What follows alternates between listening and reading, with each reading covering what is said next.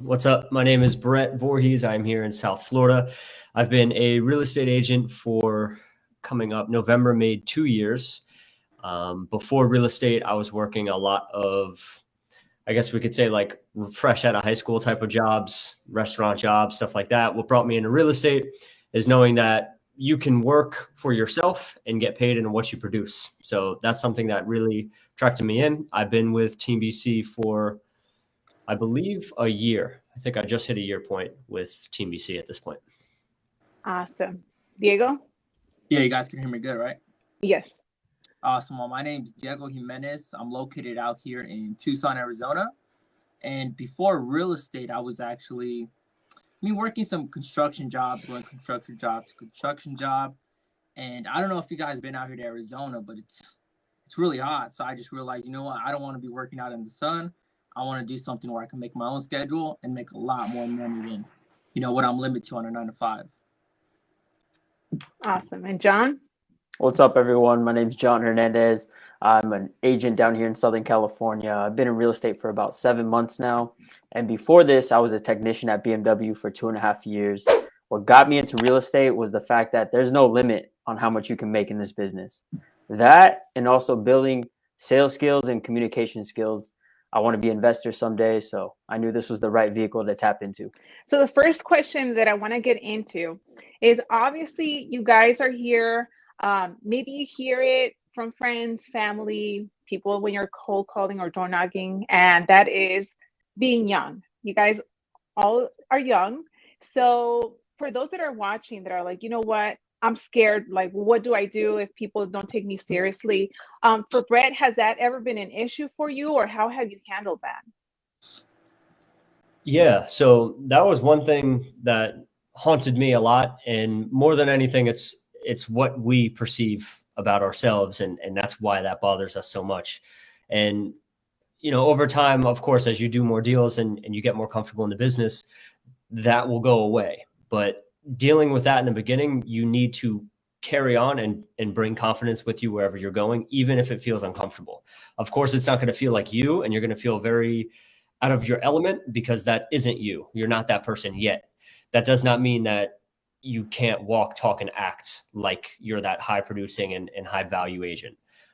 So really embodying that and surrounding myself with the right people, like Loida, like Brian, and doing whatever it takes to get closer to these people, that will shorten your learning curve. And just more than anything, seeing how these people move, how they go, whether it's door to door, how they go into appointments, and how they carry themselves on a daily basis, and modeling that in your own way, in your own self. So that's what I did, and it's been working really, really well for me.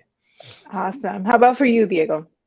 Yeah, that's a very great question. And Brett did cover a lot of key points right there, such as surrounding yourself with the right people is a very big one to help you, gain confidence and also gain, high level communication. Because I've honestly never had the issue of people perceiving me as, oh, he's too young.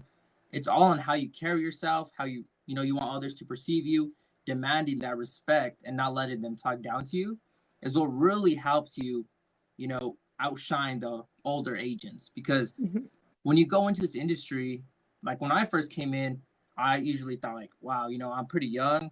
Some of these agents are 50, 60 years old, lots of experience. Why would they choose me? And then you get around these other agents, you're like, wow, that's why they would choose me over them, because their communication level is so horrible. They don't even answer their phone. So a big one, though, is how you carry yourself will definitely help you stand out from the average agent, and people won't even care if you're young. And another thing is I also used to hide it from people, hide the fact that I'm young. Like when they'd ask, oh, how old are you? I would always step away from that question, ask another question. So Brian taught me that you really got to own your age. Yeah, I'm young and hungry. That's the type of agent you want, correct? And it gets people a little excited. Like, you know what? This kid is hungry. Let's give him a shot. So I would say just own the fact that you're young and hungry, and, be confident about it. And for you, John, was there ever a point in the beginning where you were like, you know what, I'm young and this might be a disadvantage? Or did you ever have that mindset going into this business? At one point, I would say the first week I did, because a lot of agents, they're over the age of 50, right? So at first I did. However, when I saw Brett, being in the business for 2 years now, a year and a half at that time, I was like, well, if he's doing it, why can't I? And Brett's 21, I'm 24. So it's just the mindset you got to have coming into this business. You have to be open-minded and think of in terms of abundance, carry yourself in a way to where age doesn't matter.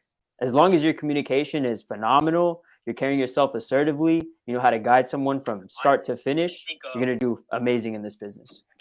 Awesome. And for those that might be wondering, Diego, can you share how old you are? Yeah, I'm 19 years old. I did begin my courses at 18, so. Wow. Okay. That's awesome. Because I think that there are some people in this group that are either 18 or 19 as well. So for you, I mean, you started pretty much right out of high school then, right? It sounds like. Yeah. Did you have family or relatives or anybody in real estate, or how did they react to thinking like, okay, Diego wants to go into real estate? So this is a great question because I didn't do what the normal person would do and save up and then go on to this career. What basically happened for me was I was at my second construction job out of a few months after graduating high school. It's like, man, I really want to do something else. What about real estate? Searched on YouTube what it's like to be a real estate agent. Came across, Brian's video, of course. And one day to the next, I literally quit my job and told my mom, hey, I'm doing real estate. Are you out of your mind? Why real estate? Everybody was so upset at me, mad at me, wondering why in the world would you quit your job to do real estate? What even is real estate? So it definitely was a curveball for my family. But now that they're starting to see not the light at the end of the tunnel, but they're starting to see my traction pick up, the people I'm surrounding myself with, the way I'm carrying myself. Now everybody's coming, oh, I'm proud of you, this, that, and that. So if you're younger and your family's doubting you right now, give it a few months and they're going to come back around and, want to be talking, oh, I knew you could do it, this, that, and that. So it definitely was a problem at first. And John, you are the one that has the most recently got your real estate license. And for those that are watching, John was a part of my boot camp last year before you even got your license. So John, when you found my boot camp, I'm not sure how you found it, whether it's on YouTube, Instagram, or whatever. At that point, were you already kind of browsing what it was like to be a real estate agent? Were you just kind of seeing how am I going to prepare myself for when I actually get my license? Yeah, so I actually found you on YouTube. Like they mentioned as well, I was coming across the videos of like, how should my schedule be, from 8 to 12, very similar to Brett's. I door knock, prospect, and then I'll come back, have lunch. While I'm eating lunch, I'll be role playing with Brett. If it's not Brett, it's Drew from Team BC. So from 12 to 1, I'm role playing. And then after that, I'll be going to appointments. If it's not an appointment, it's follow-up calls and more prospecting until about 5 p.m. or 6 p.m. some nights. But for the most part, that's my schedule. I remember when I was brand new in the business, I got my license. I was practicing my scripts by myself and memorizing them. And I thought that role playing was corny. And then I went to an event and they're like, no, you got to be role playing. And Brian was like, you got to be role playing. I was like, okay, I'll start role playing. So after that, I was role playing every single day. I had a role play partner 5 days a week, 6 days a week. And I was role playing for about an hour, 30 minutes in the morning before I started my calls, and in the afternoons for like another 30 minutes to an hour. And then if I wasn't doing anything, it was more role playing. And after that first month that I started to incorporate the role playing, I was like, you know what, this actually really does work, because now I'm over here calling expires with a little swagger smile, because now whatever objection they throw at me, I already get them right back. And that's when I realized, role playing is really important. Now, there's some people that do it for maybe a week, and then after that, they kind of fall off, or, my role play partner just flaked out. So for you, how important has role playing been in your success and your business, and what does that look like right now? So go ahead, Brett.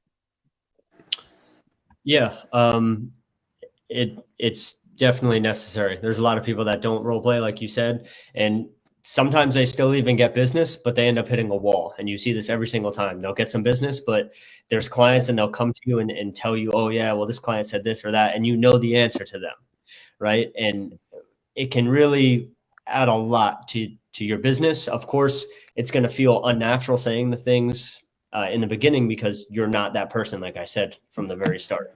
you're not that person yet. So of course it's going to sound weird coming off, but as you drill it and you role play, it helps a lot, because the seller that I door knock that I have now, another listing that I have down south, if I was never role playing, I would never be able to handle a lot of the objections I get, because this one especially, he chewed me up and spit me out with lowering your commission if we sell it for less, lowering your commission in general, lowering the price, and we just sat on that for 20 minutes.